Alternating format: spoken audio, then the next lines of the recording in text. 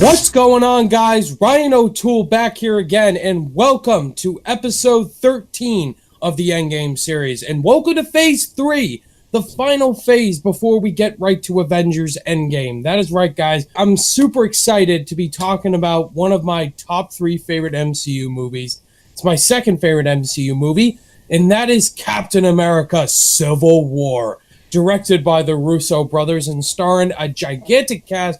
You all know who's in the movie. I'm not even going to say who's in it, because if you don't, then you're living under a rock. I have an awesome guest right here on the channel, and he's been on the channel multiple times. You can talk about Rotten or Fresh. We've done a lot of collabs on his channel. We did the Jurassic Park reviews, and I'm going to be joining him on his Star Wars reviews leading up to episode 9, which I'm super excited about. And he's a huge fan favorite of Rotten or Fresh. You all love him. He does reactions to the show. It's Sammy from Samuel One World. Sammy, welcome to the Endgame series. How you doing, man?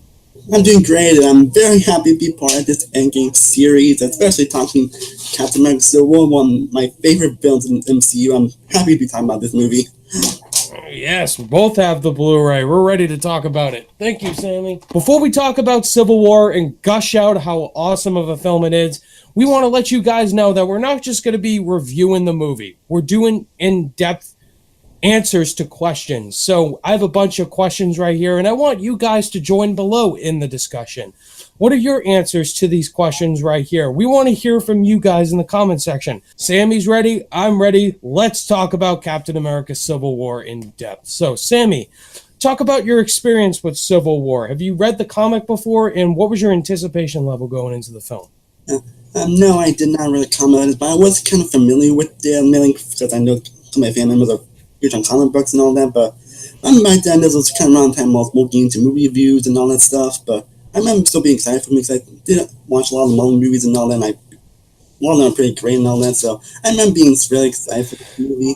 I know it's like, I didn't see like opening day, but I think I saw them on the weekend, but I think I saw it by myself around the time, but my mom, my family, my brother wanted to see it, so we ended up seeing it like a second time a week later. I've had a similar experience with you growing up with Civil War. I did see a little bit of the comic book, and even though this movie is highly different from the comic, that is 100% fact, but this was definitely my most anticipated film of 2016 because the Captain America series, in my opinion, and everybody's opinion, that it's the best solo films in the MCU by far. First Avenger was so damn good. Highly underrated. Winter Soldier was incredible, man. And the Russos were coming back to do Civil War, which was a risk. It brought in so many characters. It was like Avengers 2.5, even though it's not Avengers 2.5. It's definitely a Captain America movie. All the marketing was great. Team Cap, Team Iron Man.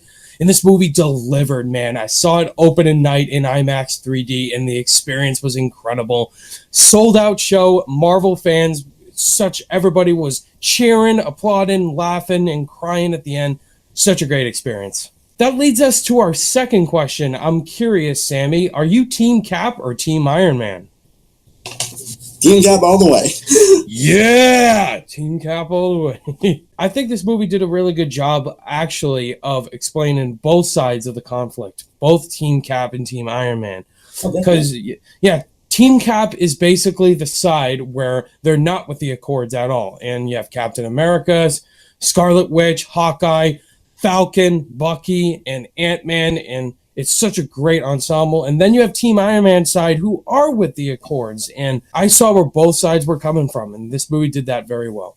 Oh, I definitely agree. Sammy, let me ask you a question. What was your first reaction when you found out this movie was coming out? They did a little tease saying that this was going to be a different title, but then they shocked us saying it's going to be Civil War. What was your reaction to that? I was definitely excited. Like I said, I wasn't too familiar with Civil War combat. I remember my family being excited about all that stuff because they're kind of familiar with Marvel stuff and all that more than I am. I remember like, oh, this is going to be great. Just the hype of what the Captain America 3 title is just going to be. You just have no idea what it's going to be, and then you just find out it's Civil War. It's just incredible. And at this announcement, you saw Chris Evans and Robert Downey Jr. come out, and then they also announced who was playing Black Panther in the film, Chadwick Boseman, which was such a surprising reveal, which was so awesome. This movie lived up to all the hype, the cast, the action sequences, and everything. was just so incredible. And Sammy, let me ask you, who's your favorite side cast? Who was your favorite in the entire side cast besides Cap and Iron Man? So I guess definitely Spider-Man. All right, so you're Spider-Man, because that was definitely going to be my next question. So you pick Spider-Man or Black Panther. Talk about Spider-Man a little bit. Okay, well, in case most of you don't know, I am a huge Spider-Man fan. I fucking love the character. I grew up watching all the Raimi movies, some of the animated stuff. I'm a big Spider-Man fanatic, so when I found out he was going to be in Civil War, I was definitely excited as it's going to be his introduction to MCU after two Spider-Man movies that weren't exactly great, and he hasn't had great movies since 2004, but he definitely did him justice here in in Civil War. There's pretty much everything that Peter Parker is character. While he's not living a whole lot, they do enough to make you excited for him in the future. And he also very quippy and all that, because of hilarious quips during the airport scene, which is, oh my god. Yes, I loved how they introduced Spider-Man in this film by far. Tom Holland is the perfect Spider-Man. Just the scene where he gets introduced, you see the Queen logo pop up. It's amazing, and Tom Holland and all that. And it's just so good. His quips with the Avengers were perfect during that airport scene, and it's brilliant. But then I got to talk about Black Panther, the other newest character introduced. Chadwick Boseman's excellent as T'Challa, Black Panther. Just his introduction as well is so cool at the Vienna press conference. And his father T'Chaka died in that explosion from Zemo, which was very intense indeed. That's where Black Panther goes on this serious revenge quest because he thinks Bucky killed his parents. And just that dynamic and that intensity from Black Panther and Bucky was so good. Bucky has a lot of things to deal with in this movie. He's aimed as the number one criminal. This FBI's after him. Black Panther. So many people are after to kill him, and Iron Man included. It's such a great riveting story to see from both sides. Absolutely. So now, Sammy, I'm going to make this challenging because the next question is our favorite scene, and the airport scene doesn't count. What's your favorite scene in the film? If I was in the airport scene, I would definitely be the fight between Cap, Bucky, and Iron Man near the end. The climax fight, because that's a freaking awesome fight. It's what a lot of the Tennessee really ranks up and all that, and it's up and all that. I think it's going to be. Like Zemo lands on Zemo, and then Zemo ends up revealing that Bucky killed Tony's parents, and then so the problem with the whole fight between Cap and Bucky would be my favorite scene in the movie, on the airport one. My two favorite scenes in this movie is I love the foot chase with Cap, Bucky, and Black Panther in the tunnel and all that. It's such a riveting scene and an underrated fight scene with Bucky and Cap starting off in this staircase fight against all these cops. It's so good. I love the camera angles. All the fights in this movie are so gritty and intense. And just Bucky, and ends up with him jumping on another building. And then we see Black Panther come out and fight him. It's an epic fight, and we see a helicopter come. And then it just escalates into this intense foot chase, and then a car chase. It's so good. I love that scene. It's one of my favorite action scenes in that film by far. One of my favorite scenes in the film by far is with Zemo when he first gets introduced. I love Zemo. And yeah, Daniel Bruce so good. And when he goes to that former Hydra officer's house, and then he tries to sneak in and tries to get that red book. I just love Zemo's introduction. It's such an underrated villain introduction. Now, Sammy, what was your least favorite scene, would you say?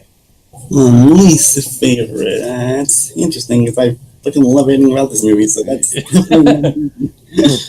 Let's see, I'm trying to think what would be a least favorite. I got nothing, sorry. That's totally fine. I would say a least favorite scene, there's really no bad scene in this movie. It's a really perfect movie. Now let's talk about Zemo, Sammy. Yes. Let's talk about Zemo. By your enthusiasm, I can definitely tell he's underrated. What's your opinion on Zemo, Sammy? I love Zemo. Like, honestly, before Daniel ended up dethroning him, Zemo originally was my favorite villain in the MCU.